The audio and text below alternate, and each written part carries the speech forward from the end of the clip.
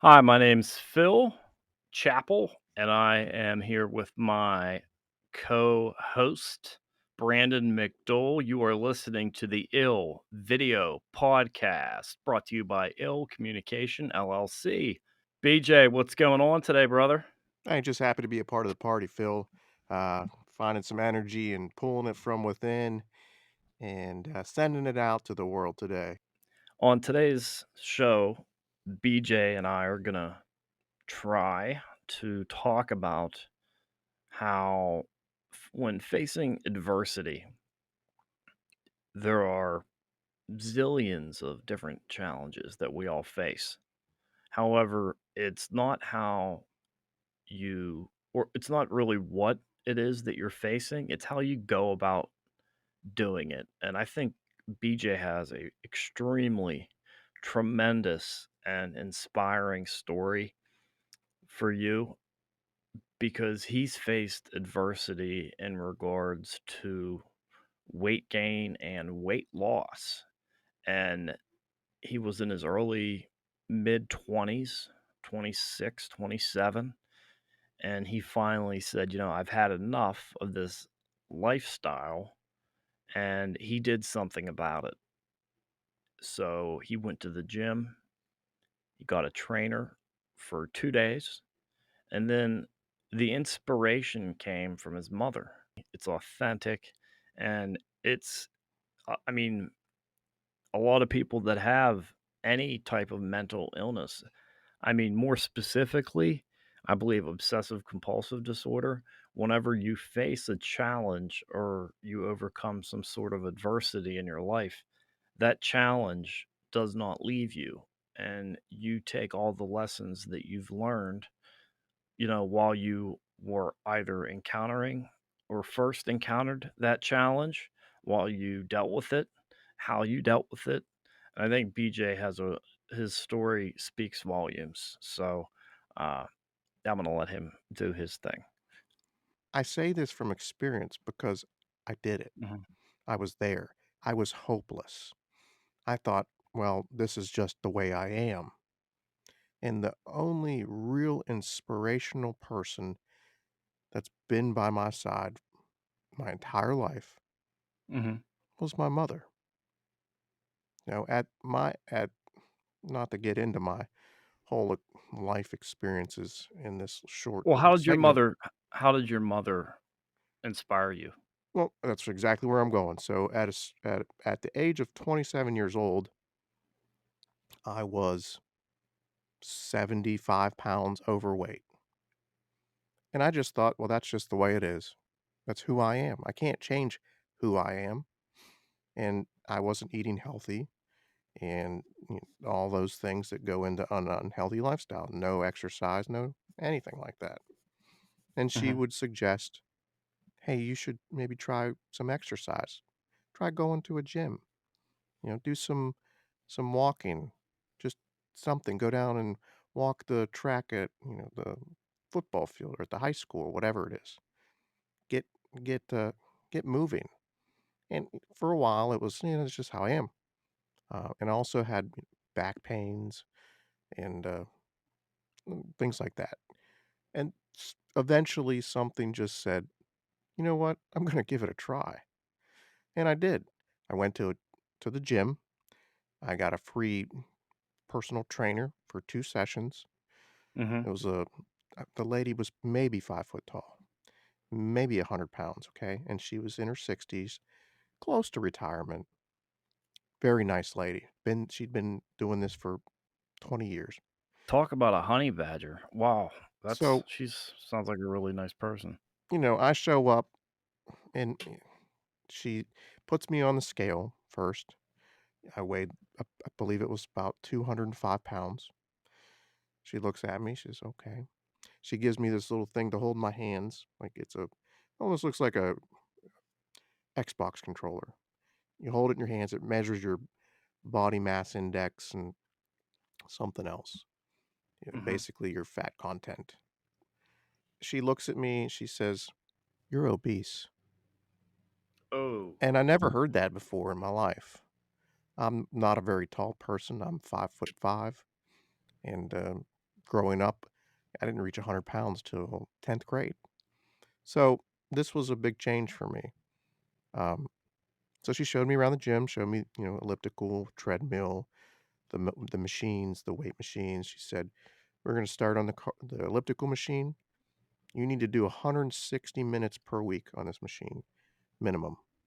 Like, that's your cardio. That's something like 30 minutes, at a time or something." And she says, "You can't get to that today, obviously."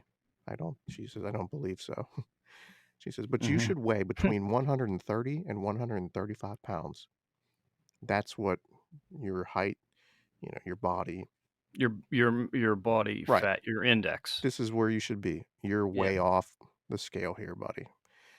I wasn't very pleased with any of that. I got on the elliptical machine, and I struggled to make it to 5 minutes. I mean, it was a struggle.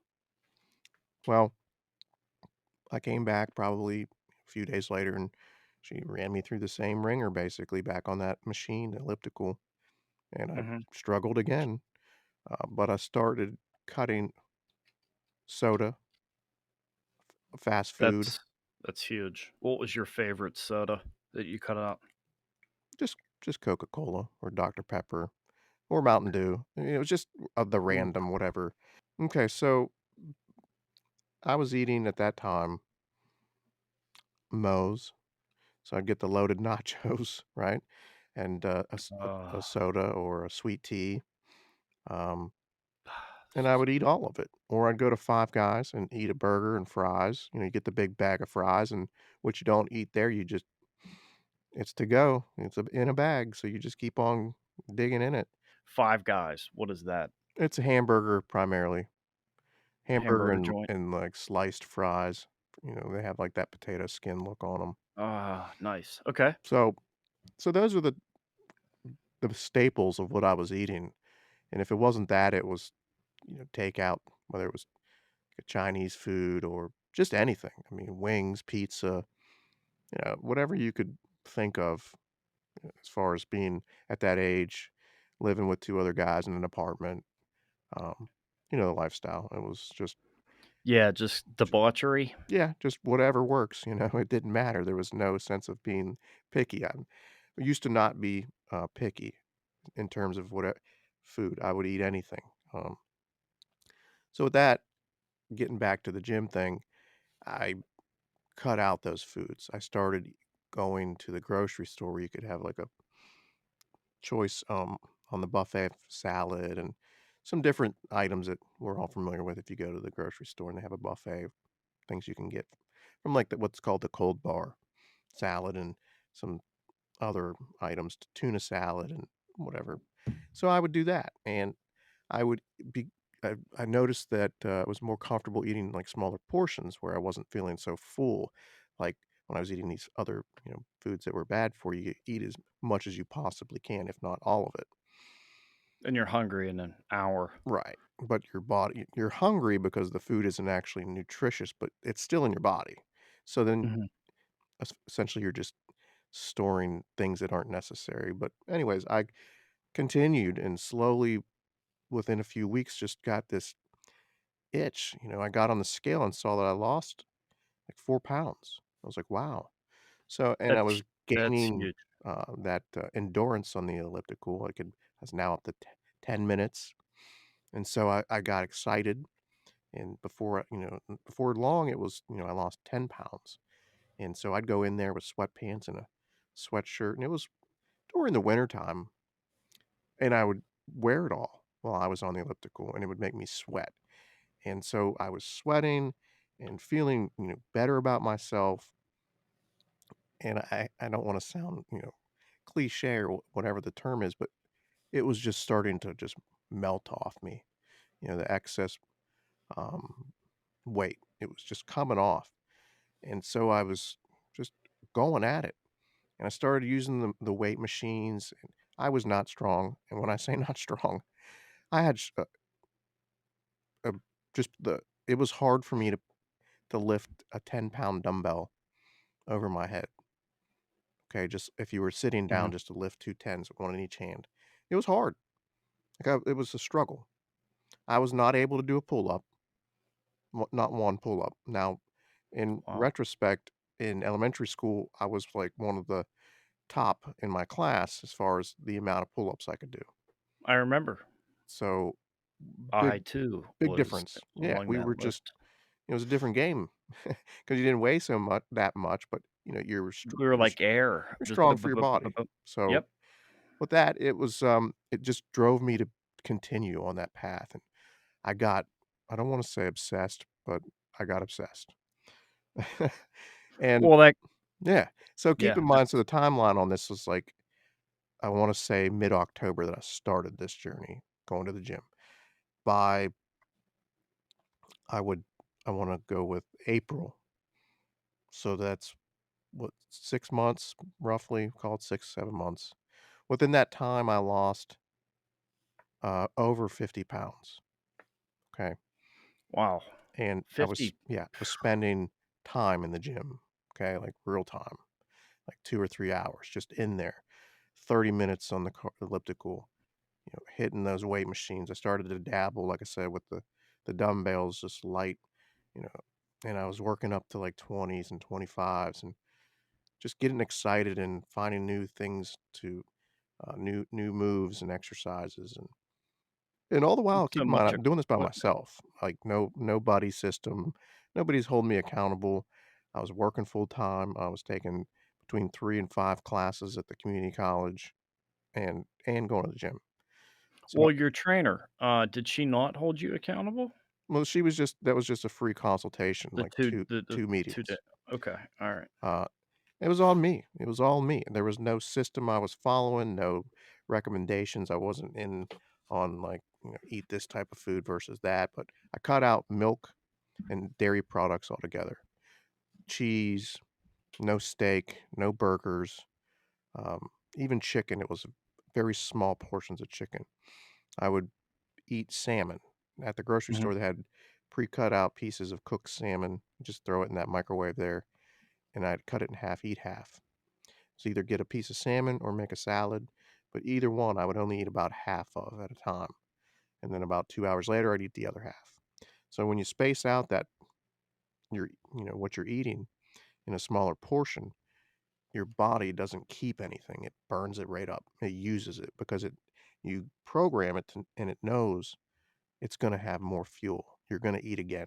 So when you set that standard, you use that fuel and it burns and it burns. And I was burning so much fat cells. I actually went to the doctor Mhm. over the concern when I would lay down at night and squeeze my skin on my stomach, and it was like popping packaging. Um, Material, the little bubbles? Yeah. That's what it was my skin was, like, crunchy, like popping. So I was like, "Well, what Huh. is this?" So I went to the doctor and I described what it was, and he's like, "Well, lay down, let me see." So I did the same thing. He's like, "I would yeah, that I've never experienced this before." I would think that it very well could be fat cells. What's happening is you're burning them and they're rising up to the like, under surface of your skin. And Dude, you went like Arnold Schwarzenegger on this thing. This is great. well, when your favorite time of year is winter so that you can wear a jacket or a hoodie to to help conceal yourself, I I just wanted to make a change, and I could do it. And once I realized it was possible, it was something that empowered me to move and take control. And where I was going with I lost about 50 pounds or so by April. I was standing in the mirror and I was looking, at myself, and I noticed this little bump down, like, low on my hip area there. Mhm. Now, for our audience, how many months did it take you to lose 50? Well, I started in mid-October, Okay. so, you call it November, December, So how long did it take you to get there? Roughly 6 months? about 6 months, yeah. 6 months to burn that 50. So that put me about That's eh really yeah, awesome. I'd like to say about, in the 150, 149 range. And my goal, because of that, trainer there, was 135. So I'm pushing hard. Well, started doing sit-ups on, like, a bench type thing that assists you in doing sit-ups, and I was going at it. And, keep in mind, I hadn't gone at much of anything for the majority of my life as in terms of exercise, you know? Yeah. So, having said that, and plus the amount of weight that I had on the my stomach, pulling on it, I stand in that mirror and saw that lump, and I thought, what is that?" Well, that was a hernia. Oh, And not only was there 1 hernia, that I had 2. The other one was just, around my belly button area there. Forget what ingurial, I don't know how to say that word. the older lady, basically told you what for. And then, you didn't think you could really keep up with this. And then your mother, through her words and support, you realized that you could do it. And then once you started, and as we all know, people with obsessive compulsive disorder, once you start something, you're not going to stop until it's finished or it's like the best it could possibly be.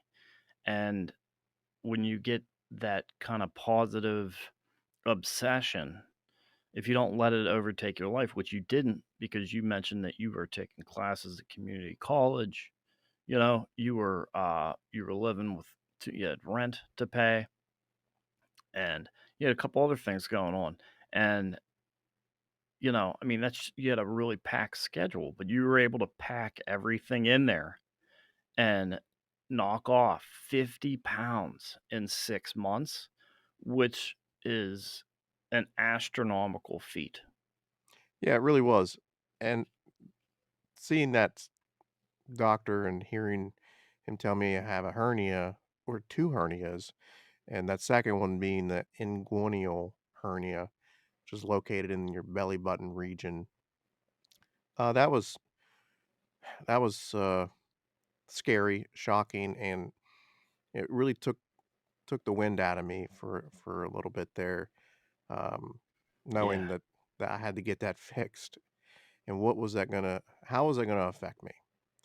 So, by that time, I would say, and I'm trying to think in terms of increment of weight. Where was I then? And I would probably say around that 145, you know, and by May, because I had this surgery in May. I don't remember the Mhm. exact date, but it was in May. Mhm. So I had the surgery, the double hernia surgery. And this wasn't the laparoscopic. This was the real all out, like cut you open and put the mesh in there and seal you back up. So I was laid up for good 2 days, just in bed.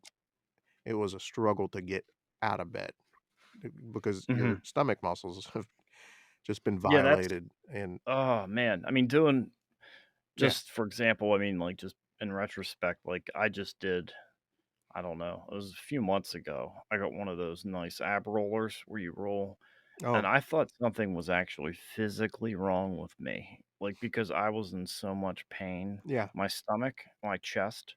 I'm like, "Is it my heart? Is it my kidneys? Is it my liver?" And I'm, like, looking up organs.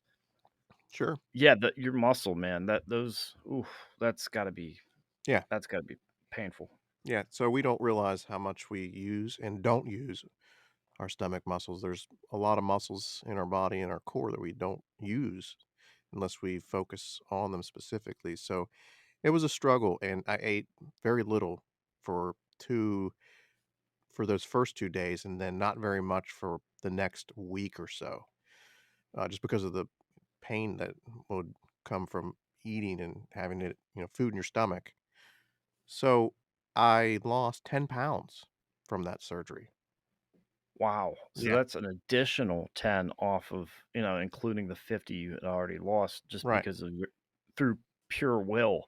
Yeah, so if look at it from that place, it was, "Wow, now what?" I'm down to, let's say, 139, 130, whatever that range was. Um, it was, very impactful in terms of weight loss just from not eating. Mhm. So, that also helped me, better understand, okay, well, I got a little bit more tactful in my portions and I was eating a little bit less. It helped condition me to not be wanting to eat as much because I went a week or so without eating a whole lot of anything other than some soups and just the basics. And I started relying more on my protein shakes, which just whey protein, low calorie, very low, like 25 calories per scoop, 24 grams of protein. And it gave me that insight into, well, I can cut back on portions to become more lean, and by then, I become more stronger. My strength had increased. Now I had to overcome the recovery. I was using a cane. I was going to school and work with a cane because I Oh, was man. recovering. Yeah. But about 6, 7 days later, I was back at the gym.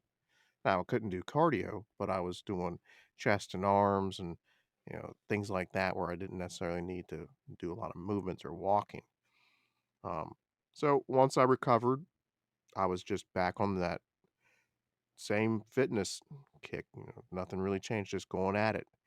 And I did that for the next 6 months and, following the next 6 months. And just to fast forward 1 year, almost Mhm. 1 year exactly, in the mirror, much leaner, down to about 132 pounds. Didn't have any fat on me at this point, really, not much. And more muscle. I see another bump on the other side, like down on the hip area there. Now what was the first bump called? Just a hernia. I don't know Just a what. regular hernia. Okay. Um, Now what was the okay, you were getting into the second one? so this will be the third one now. 3rd. So I had two fixed, the inguinal and then the one on the lower, hip, whatever you want to call it, the above the pelvic area. Mhm. So now there was the third one on the other side. And I went to the doctor. Sure enough, it's a hernia. Got to go have surgery. So had surgery. Not as bad since it was only one, but was in bed for a day or so. I lost 10 more pounds over about a week. So I was down Holy to smokes, man. 119 pounds. I have a Oh, picture. It's not like a great picture. I'm in shorts and a polo shirt, collared shirt, but I look thin. 5'5", 5'6", and you're 100 and I mean, you're just over a buck, you know what I mean? Yeah, Like, yeah. There's that's not a what whole people lot say. there. I remember because my sister was graduating. That's why I had those shorts, and it's like a little graduation party for my sister. I I, never knew you had a sister. That's so crazy, dude. yeah, she's doing well, very well.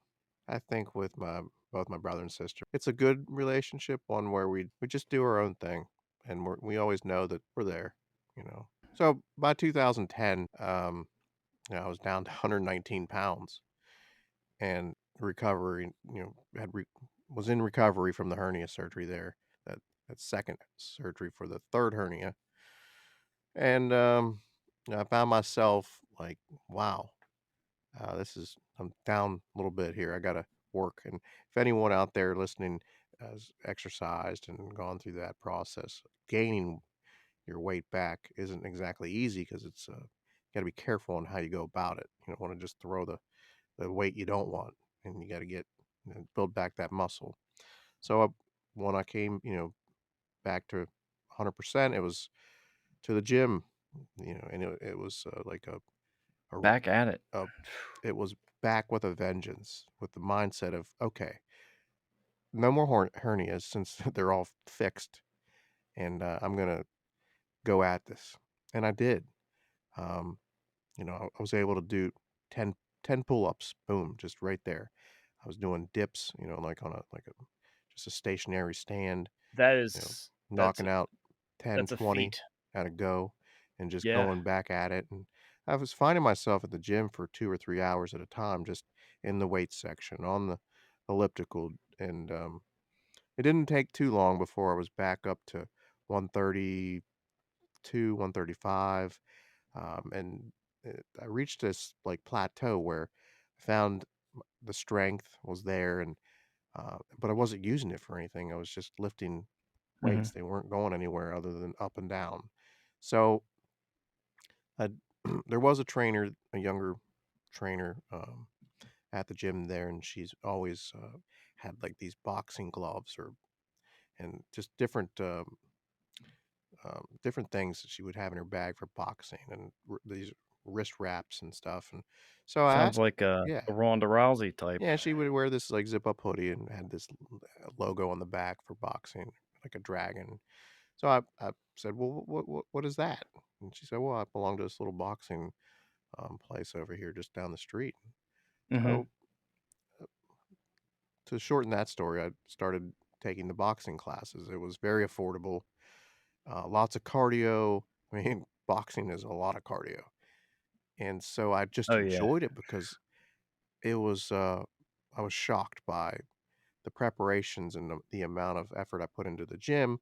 And now I could apply it to the boxing aspect. And it was fun and useful. And it was challenging because it was using muscles that, I wasn't using in the gym and building that stamina. And I mean, you want to talk about sweating. I never sweat like that. I mean, I was soaked, and it was wintertime by that time. So from June and being 119 pounds back to, I'd say, like that December, January, February, I was in boxing, and I was just at my peak. I'm 30 years old So, at that time, you and know, I can relate to the boxing simply because that was one of the exercises that I stuck with whenever I started, yeah, and I don't know, I went out and, I saved up my money and I got a heavy bag and a speed bag and a timing bag, and wow, did I sweat. I mean, if you get really good at the speed bag well, you and you're got to like, push yourself. Yeah, it becomes addicting, sure. and then you wanna use both hands, and Yeah, then you wanna, like, yeah. interchange, and Hmm. how did your, being ambidextrous, how did that help, like, with the boxing? It helped a lot because it's the control, and you only Mhm. are used to using one hand versus both. When you just use one, you become good at it. You can be very exact, articulate.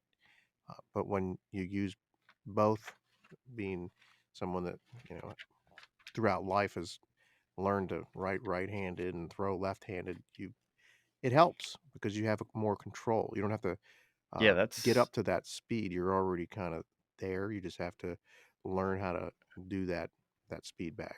Sure. so having these skills that you've developed while all in the pursuit of just getting healthy and losing weight, you ended up going down several different roads, meeting several different people, and that changed your entire it not only helped you excel, but it changed your life forever because you knocked out a few medical issues where you had to go under the knife, right?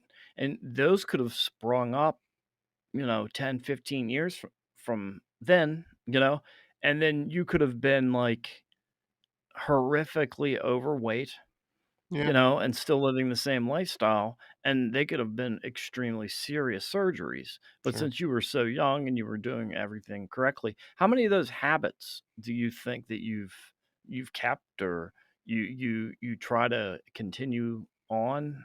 Well, just to kind of recap that, after going through all that, it gave me a sense of accomplishment, and it really built my confidence in Mhm. knowing that I can do something that I may not actually believe that I can do, but if I don't try, then I'll never know. So it instilled that in me, but I did it within myself, obviously with my mother just suggesting and being persistent with that, but it built that belief in me to do it, to give it a shot. You won't know unless you try. Yeah. So today, I follow the majority of those same practices. I actually have an elliptical machine in my basement. All right. Yeah. I've got a That's weight nice. bench in my basement with some weights. Now, I don't go nearly as hard as I used to, and I'm not nearly as hard on myself in terms of my diet. That doesn't mean I don't um, keep that in my like in my mind. I'm always aware, like, oh, maybe I shouldn't eat that. People, I believe a lot of our audience members who have obsessive compulsive disorder know that whether it's a positive or negative behavior or habit or whatever, in your case, this was extremely positive and you've kept it with you, Yep, correct? I have it, and there's been times where uh, fitting exercise in has kind of been secondary to my lifestyle and the time allotted or allowed. Mhm. And I've gained weight, lost strength, and I've gotten up there a little bit. I'd say close to the 150, and I recognize it, and then it becomes a stressor for me because I'm conscious of what's happening. So I've had to cut back on the things I've eaten or whatever it is to pull myself back to where I feel good. And just as a point of reference today, as I am here now, um, I am at a 135 pounds, but that doesn't come Dude, easily. that's that's awesome. That's incredible. And there's still, in my mind, there's still work to be done. Um, Yeah. but as we go through life, we bring along, we pick up more responsibilities, and time is not always on our side, and we get distracted and or maybe get in a rush or I've been more flexible with what I eat on occasion here and there. It's I used to not eat anything that wasn't organic or was fish or a little piece of chicken. But I've certainly expanded from that with the realization that I'm not in that place where I can really focus on being 100%. But if you had But look you're aware, and that's the most important part, right is because you've brought that with you. when you have an idea or you see an opportunity, you might first respond with, "Oh, I can't do that," or "I'm not able to do that," and you don't believe in yourself that you Mhm. can actually achieve whatever that is. So I see. instead of telling yourself, "No, I can't," how about instead look at it a little differently and say, "How about I give it a try?" I don't even know how to say this because typically I don't advertise or even attempt to acknowledge um, one of the components that is at play here with not believing in myself that I could actually physically lose this weight or become in shape, healthy, and do it at the gym with exercise and let alone lifting weights and becoming stronger. That wasn't even the beginning focus of what I was trying to accomplish. But when we feel that way and we're faced with challenges, don't sell yourself short. If you don't believe in yourself and you're going to just not try, then you'll never Mhm. know that you can accomplish that or not. And I don't know if that makes a whole lot of sense to some of you, but where I'm going with this, it wasn't just simply, oh, I can't lose weight. I'm just going to be overweight. This is how I am. Uh, the the meaning behind that comes from who I am as a person, both what you hear today as well as physically. Yeah, I lost weight, I became healthy, but there was Mhm. other hurdles. From the time I was born, I faced tremendous hurdles from a physical standpoint. Yeah. Not to get into too many details, but I spent a lot of time in the hospital with many surgeries, some of which were almost failures, if you can read between those lines. Yeah. Yeah, almost didn't make it to where I am today. So I have other challenges that I was faced with, being told, "Well, you can't do that. Be careful. Don't run." Wearing a body brace 23 hours a day for several years, from age I don't even know 3, 4 to the age of 6 or right around age 6. Mhm. 23 hours a day, body brace. And yeah, there was no leniency, from my mother and that body brace coming off my body, more than 1 hour a day. So for me, that to overcome a lotta, hurdles in my own beliefs and how I was, uh, learning how to approach life was very cautious in terms of physical, um, aspects. You know, I couldn't play certain sports, and out of fear of being hurt or hit or just anything. Um, there's Yeah. many things that go into me not believing that I could do it, and some of the reasons probably why I avoided it. On top of when I was just a day after my 23rd birthday, I got rear-ended at a red light. I was in a four-door sedan and got hit by someone in a large SUV, and they were going about 45 miles per hour. So that then set in motion, just compounded the problem. Being on medication with weight gain side effects, and then not being able to pick up a gallon of milk without feeling back pain. Just um, just took it to a different level, and as you can imagine, the physical, um, the whole physical fitness portion was, I didn't do anything. Didn't really walk, no exercise for 4 years until it was late in my 27. Um, and that's when your journey began. yeah.